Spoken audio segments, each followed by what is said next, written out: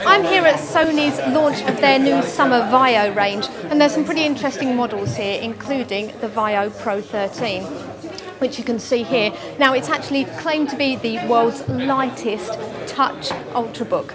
So it's incredibly light. If I pick it up, it only weighs 1.06 kilograms, which is about 30 grams lighter than a MacBook Air of the same screen size. Now, this one here is the 13-inch. You will be able to get it in 11-inch, but only directly from Sony. So the 13-inch will be available in stores. It's got a backlit keyboard that you can see here, and also a carbon fibre chassis. It'll also give you around 8 hours battery life with the built-in battery. You can buy an add-on to go with it if you want to. It'll be available with up to a Core i7 processor, and that will be Intel's latest 4th generation version.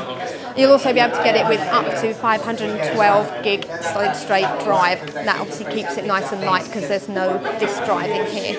Now, those specs are pretty much the same as the Duo 13, which is also launched here, which you can see.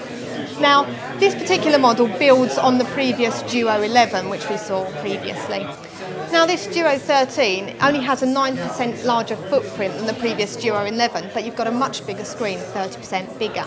The way they've done that is to reduce the bezel around the edge here. Now, another difference that you've got compared to the Duo 11 is that they've added a trackpad, which is really handy. You didn't have this before. And obviously you've got a slightly larger keyboard as well, making it easier to use if you're typing. Now, it's the convertibleness of this one that's so great. You can convert it into a tablet. You've got an 8-megapixel camera on the back, which you can see here. And you've also got your stylus, which you had before. Now, previously you weren't able to store the pen anywhere. Now they've put a little place for you to clip it in, so whereas on the Duo 11 you had to carry it around in your pocket, you can now slot it into the side here, which I can do fairly easily.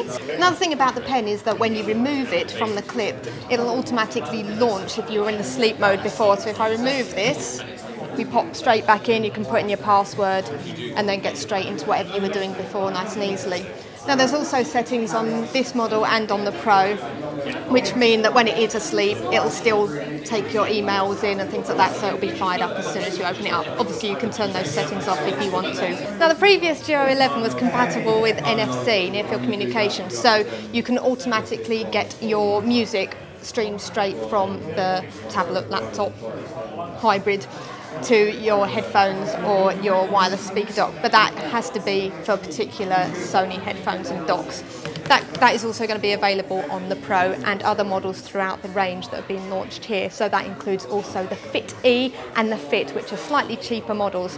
Now, talking of price, this Duo 13 comes in at £1,300, whereas the Pro will be available from about £1,000, and that's with a Core i5 processor, obviously a higher processor, a higher price. Now, if you want to find out more about these models and the Fit E, go to which.co.uk.